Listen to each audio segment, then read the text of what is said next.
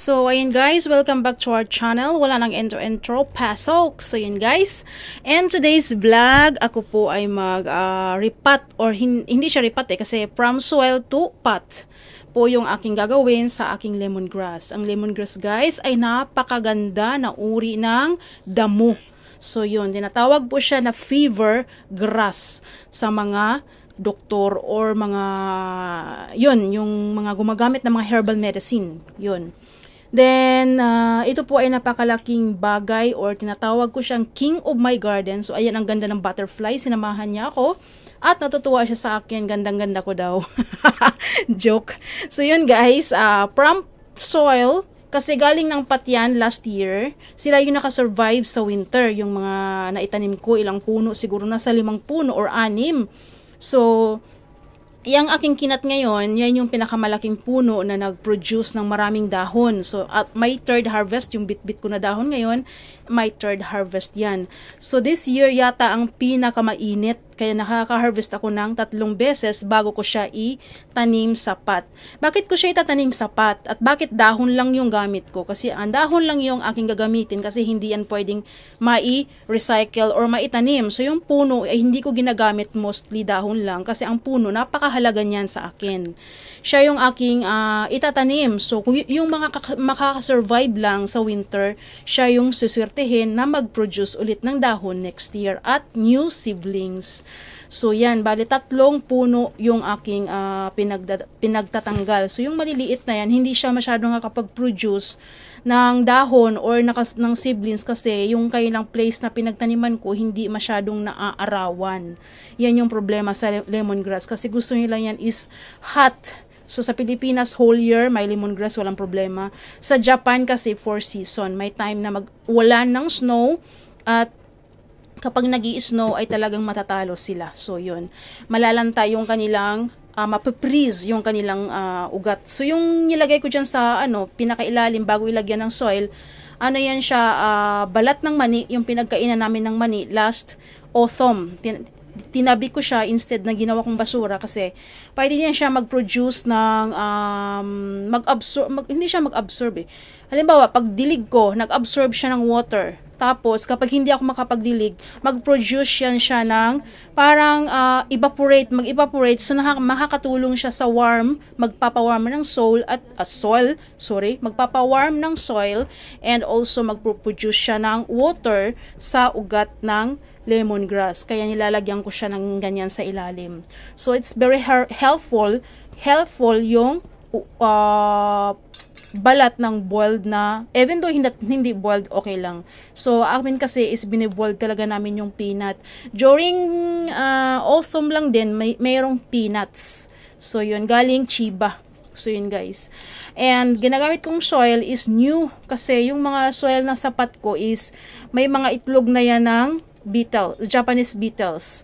So yun, kaya hindi ko sila ginagamit. Every year talaga ako bumibili ng bagong soil para sa aking lemongrass. Napaka-special ng lemongrass ko. At bad news dahil napakamahal na talaga ng soil ngayon. Kasi yung soil na binibili nila, pagka-local na produce ng soil, local na product ng Japan, doble, nasa 1,000 mahigit.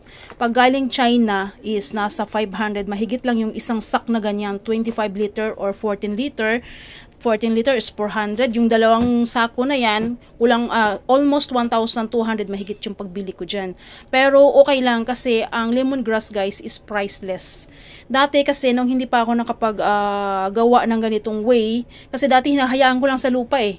Hinahayaan ko lang din. After that, pagka tapos ng winter, wala na akong maaani. Bibili na ako ng frozen kasi namamatay pala sila. Hindi nila kaya yung sobrang lamig. Kahit kuveran ko sila ng mga dahon ng mga kahoy, even though takpan ko sila ng plastic, nagmo-moist yung plastic, mas nagiging double yung damage nila. Na-damage sila sa lamig at na-damage sila sa moist ng plastic na nilagay ko doon sa puno. So, nang ginawa ko ang paraan na ito, yearly na talaga mayroon akong lemongrass na na magagamit mula sa aking garden at napakaganda dahil organic siya, unlike kung bibili ako na product ng Vietnam, hindi siya organic, frozen at hindi mabango dahil frozen na nga siya.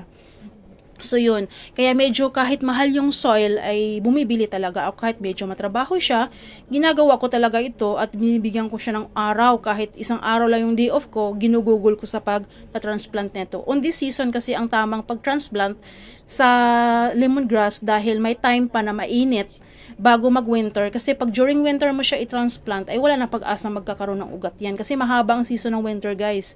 Simula December, January, February, March, katapusan ang soil niyan is pa cold pa, or minsan nga nagpi-freeze pa yung soil.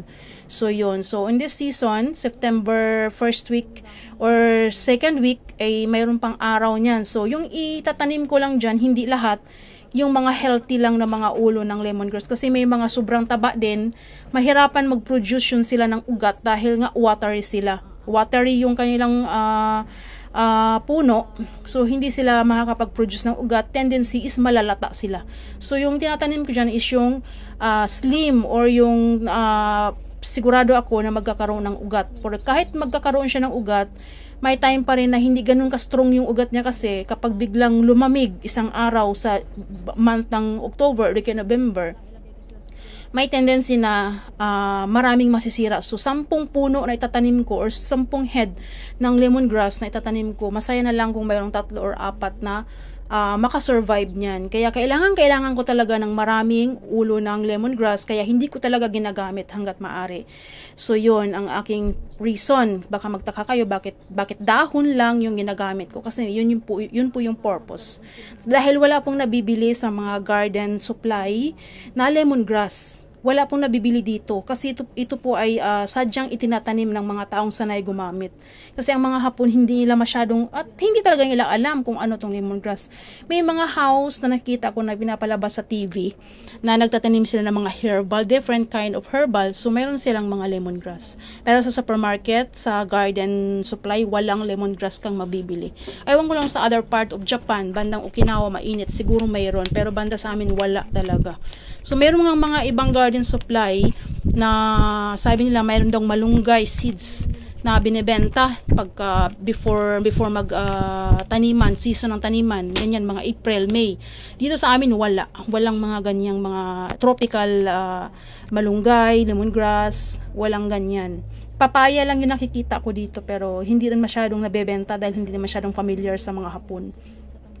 So yun guys, tayo po ay mag shout out.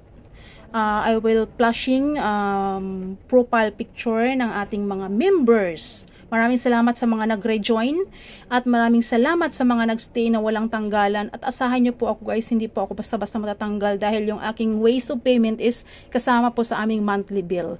So hindi pwedeng mawalan ng pera yung aking bangko, kasi pag nawalan yan, matik tanggal din yung aming connection sa telepono.